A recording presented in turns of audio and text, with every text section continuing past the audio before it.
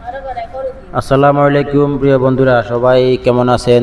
যে দেখতেছেন এই মেয়েটা যার ছবি দেখানো হচ্ছে, ওই মেয়েটা ফুল বিক্রি করতেছে। এখন মোটামুটি সুপার ভাইরাল, সবার মাঝে সবার ফোনে মোটামুটি এই মেয়েটাকে দেখা হয়েছে।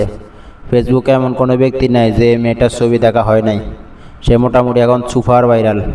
কেন সুপার ভাইরাল কেন হয়েছে? আসলে তার সৌন্দর্যের কারণে সে ভাইরাল হয়েছে। এছাড়া তো আরও অনেক পথ শিশু আছে, বাচ্চা কাচ্চা আছে যারা ফুল বেচে অথবা বাঙ্গারি টোকায়, বোতল টোকায়, রাস্তাঘাটে পড়ে থাকে। এদের বাড়িঘর নাই, স্টেশনে ঘুমায়, রাস্তার পাশে পড়ে থাকে। ওটা তো ভাইরাল হয় না।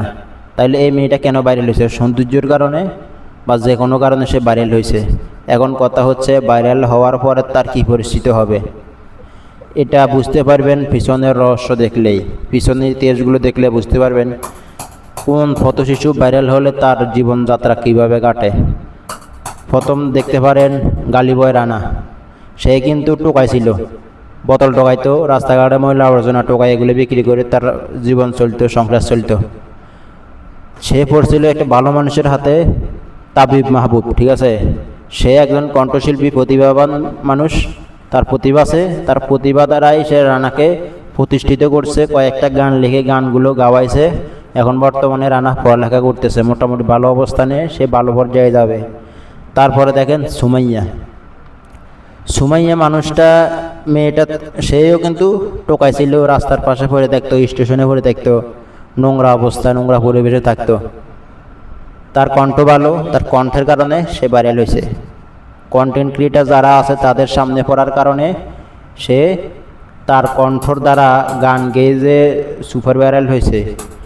আর তারপরের ভবিষ্যৎ এখন কি? সে গেছে এক গাঞ্জাখোরের কাছে। সে ছিল গগন সাকিব। গগন সাকিব সে হলো একটা নেশাখোর, যার কাছে গিয়ে সুমাইয়া পড়ছে। ওর নেশাখোরের সাথে থেকে মেয়েটার অবস্থা কিন্তু ভালো না। ও এখন চরিত্রহীনের পথে চলতেছে। তার ভিডিও অথবা তার গান বা তার যে কোনো টিকটকে মানুষ ভালো কমেন্ট করে না, অধিকাংশই খারাপ খারাপ মন্তব্য আসে। কারণ তার পরিবেশ চলা চরিত্র মোটামুটি এতটা ভালো না। আর এখন যেই ফুল বিক্রি করা মেয়েটা, তার ভবিষ্যৎ আল্লাহ পাক ভালো জানে কী হবে। শুধু ভাইরাল হলেই হয় না, মানুষ কার দায়িত্বে যায়, কার কাছে থাকে, কিভাবে তার ভবিষ্যৎ গড়ার পরিকল্পনা থাকে, ওটা যার কাছে পড়ে তার দ্বারাই সে প্রভাবিত হয়, ঠিক আছে।